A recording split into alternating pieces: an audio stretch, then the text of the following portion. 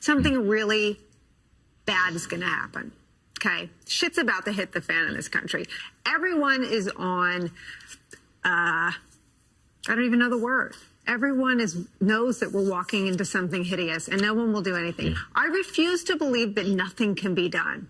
When something happens, what do you want to be able to tell your kids and grandkids you did? You good with nothing? Where are all of the Republicans who still have little slivers of a following in the cesspool that is the MAGA base? Hey there, guys. Welcome to the channel. So, sometimes I think we get so caught up in this us versus them, this we're right, they're wrong sort of brand of partisanship that we forget to really check in on our fellow man. Believe it or not, leftists are people too, guys. And they're just people who have been infected with the insidious, almost unstoppable disease that is liberalism. And some of them can be saved. So it's good to check on them every once in a while. And the best place to do that is MSNBC. It's been tough for them over there. Recent news cycles, they haven't been real kind to the more speculative theories that they like to peddle as news. They had high hopes, very, very high hopes for the indictments. And, they've seemed to have basically no impact. It seems like the tide is turning in favor of Donald Trump, and support for Joe seems to be basically destructing at a pretty significant rate.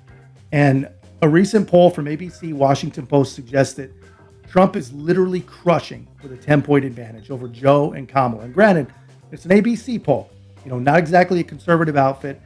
So it's scary. It's a scary time for these propagandists. It's not going to be long before even their most mushy-brained viewers will start to question them. And let's just check in our friends over at MSNBC and see what's going on with them. But before we do, guys, thank you so much to everyone that's been subscribing and leaving such great comments. If you haven't already, make sure to like, comment, subscribe. Most importantly, share the channel. Check this out. People say privately all the time and not on TV all very often, something really bad is going to happen. Okay? Shit's about to hit the fan in this country. Fox News had to veer away from a lunatic spewing hatred and death threats for Democratic officials in New York because of the migrant caucus. Everyone is on, I don't even know the word.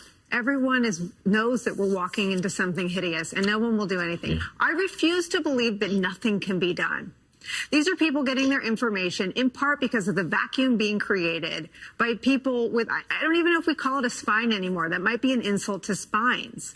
But there are still people out there with followings. He can go out and here's what I want to ask you.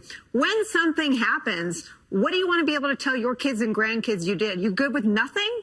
You good with, I didn't do anything because I didn't think anyone would listen to me. Trump tweeted something mean about me someday. Because you did something. I tried to do something. Where are all of the Republicans who still have little slivers of a following in the cesspool that is the MAGA base?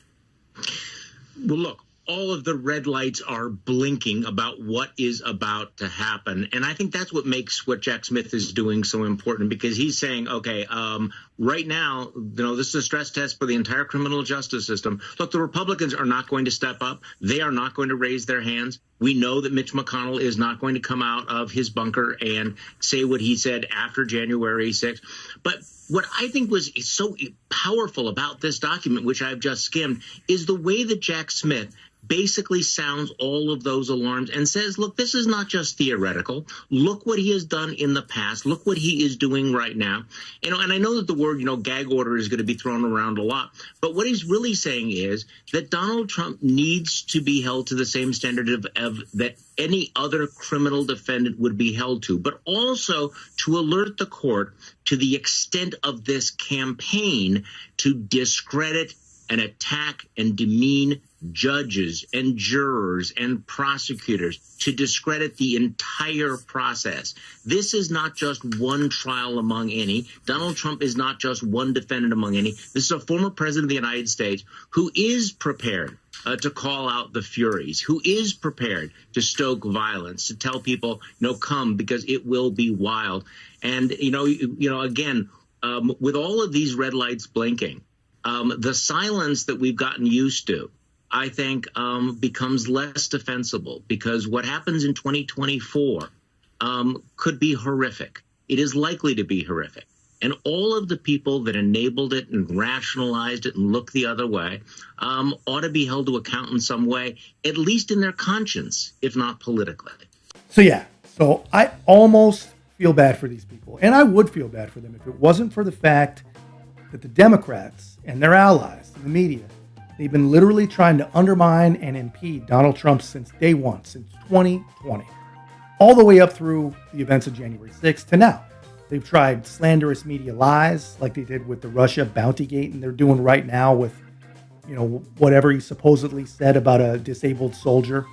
They've tried misrepresentation, like the way they covered the Charlottesville stuff.